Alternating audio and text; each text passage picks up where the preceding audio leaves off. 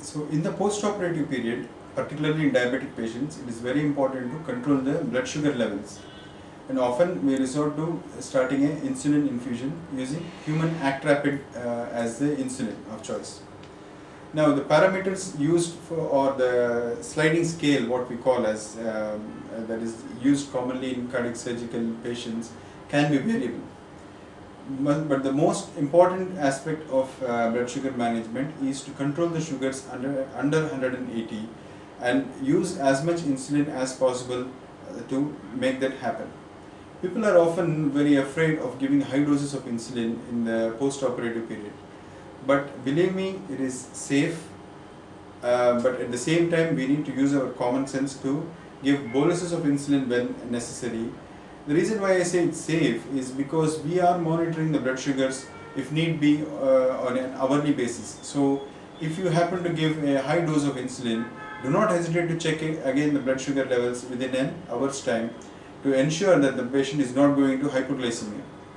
The usual fear of giving insulin on the wards is because if you give a bolus dose as a subcutaneous dose and a patient goes into hypoglycemic episode, then it will be difficult to manage them on the wards, or you have to give them sugars or IV fluids and all. But in an ICU situation, the intravenous access is already available and you are doing the measurements on a regular basis. And if someone's sugars are say 400, and if you give them some 10 units or 15 units of bolus of insulin, their sugars are not going to precipitously fall below 50. So it is a matter of using common sense.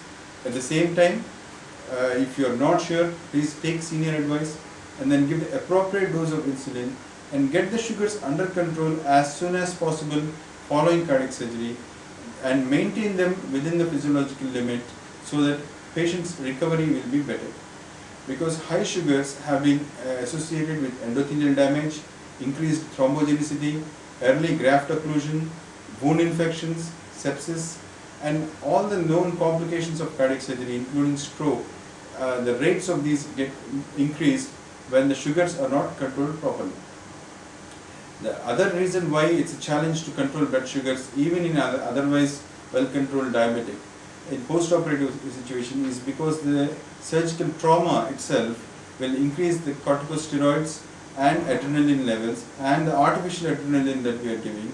All these together, put together, will be acting against insulin of the patient's body and tend to increase the sugar levels.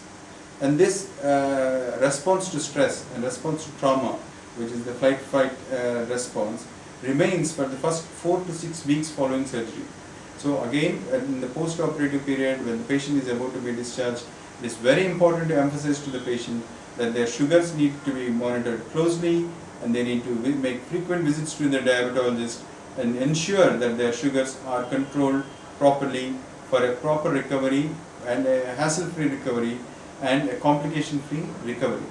So human act rapid in the immediate post-operative period in the ICU is the best way to treat, and we treat that intravenously.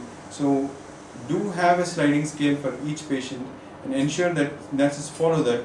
And if the sliding scale is not working for a particular patient, then you need to alter the sliding scale, escalate it so that the sugars are controlled.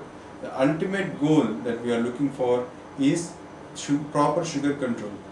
As has been explained elsewhere in the videos, elevated sugar levels also contribute to increased lactic buildup and increased ketoacidosis, and which in effect will turn out to be metabolic acidosis. Metabolic acidosis, whenever it persists, it changes the milieu in which the cells are working and reduces the efficacy of inotropes, and hence the cardiac output, again even cardiac muscle contractility will be reduced in an acidotic milieu. So in all these situations, the outcome can be affected and can sometimes lead to the death of the patient. So it's not to be taken light, and it is a very important thing to have a good control of blood sugars in the immediate post-operative period following cardiac surgery.